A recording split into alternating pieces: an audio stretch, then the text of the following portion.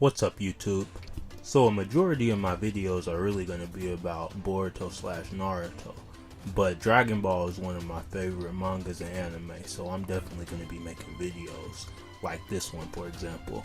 So I actually haven't been reading the manga for a while, ever since the gas arc ended, or the granola arc rather, but it ended with us seeing the emergence of Black Frieza.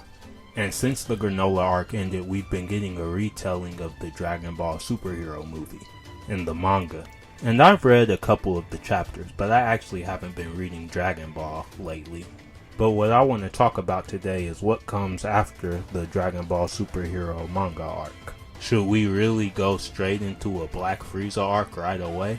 Because I honestly think there are plenty of other avenues we can actually go before we get to Black Frieza. Something else to note is that we're actually coming up onto the end of Z, actually.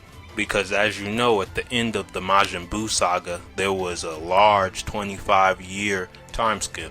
And Dragon Ball Super is in the interim of those 25 years. So there's a lot that can really still happen in the story. But what I want to talk about today is what happened to OG-73 and when will we see him again. We saw that before he died, OG-73 still had the data of Moro and Murus.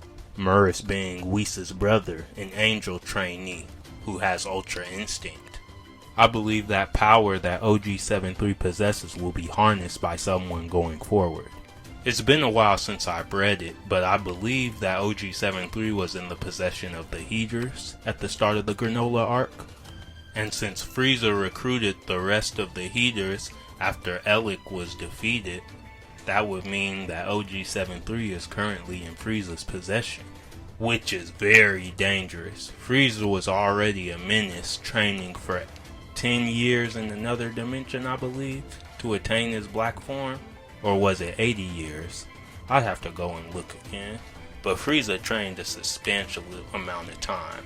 And if he were to somehow merge with OG-73 or like absorb his data, that would make Frieza more strong than ever.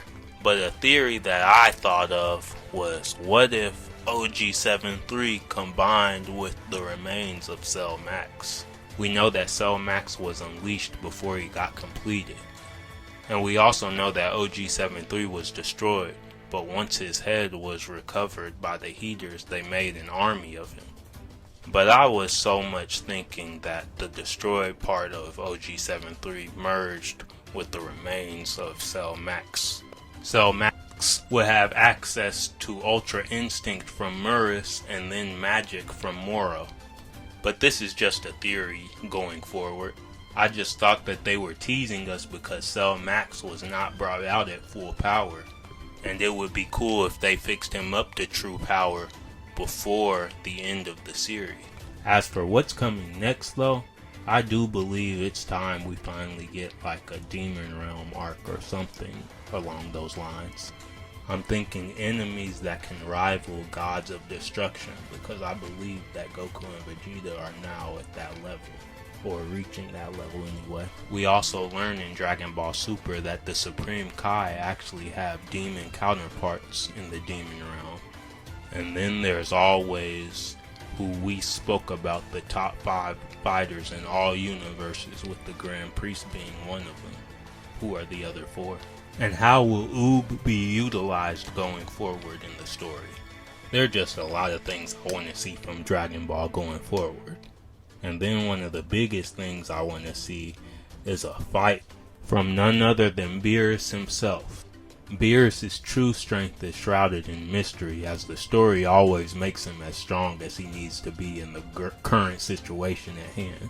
At the end of the Moro arc, we were cheated from a fight between Moro and Beerus, as Beerus was about to deal with Moro, but the Grand Priest called Beerus and Whis back to him in regards to Murus' death.